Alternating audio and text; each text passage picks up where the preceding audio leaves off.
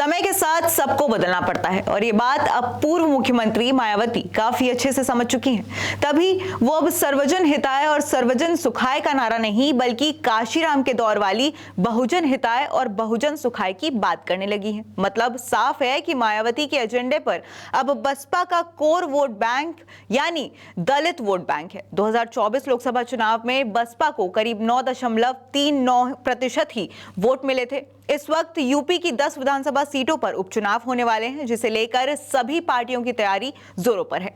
मायावती को सबसे बड़ी चुनौती तो चंद्रशेखर आजाद की पार्टी से है। ऐसे में राजनीतिक जानकार बताते हैं कि माहौल को देखते हुए बसपा सुप्रीमो ने नई जमीन तैयार की है। जानकारों की माने तो मायावती का ये प्लान होगा कि दलित समुदायों के हितों के लिए काम हो।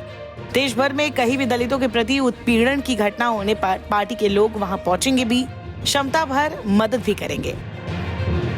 बसपा सुप्रीमो मायावती का मानना है कि इसके सहारे वो अपना खोया हुआ जनाधार पा सकती है।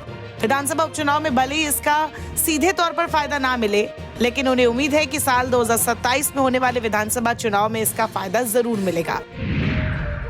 बीएसपी सुप्रीमो मायावती नए सिरे से राजनीतिक जमीन तैयार करने में लग गई हैं।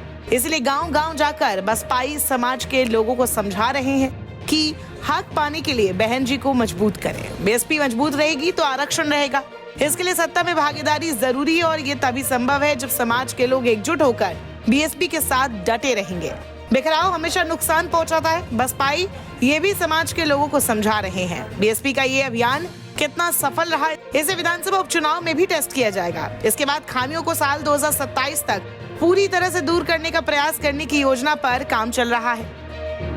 बीएसपी का मूल आधार दलित वोट बैंक है। काशीराम ने दलित समाज के लोगों को अपने साथ जोड़कर बीएसपी को उत्तर प्रदेश में राजनीतिक पहचान दी।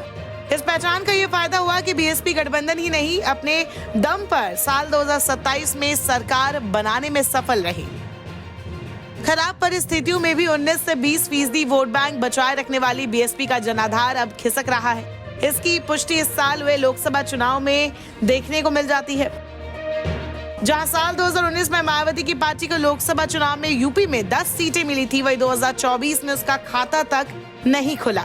उपचुनाव में जहां कांग्रेस सपा का गठबंधन तय माना जा रहा है, वही चंद्रशेखर आजाद की पार्टी और बीजेपी और इसके सहयोगी गठबंधन दल भी मायावती के वोट बैंक पर हमला करेंगे। हालांकि जानकार मानते हैं कि मायावती की टक्कर मुख्य रूप से चंद्रशेखर आजाद की पार्टी आजाद समाज पार्टी से होगी। अब देखना होगा कि क्या नए जमीन से मायावती अपना खोया हुआ जनाधार हासिल कर पाएंगी। क्या उपचुनाव में इसका कोई फायदा होगा? क्या 2027 के विधानसभा चुनाव में मायावती कमबैक कर पाएंगी?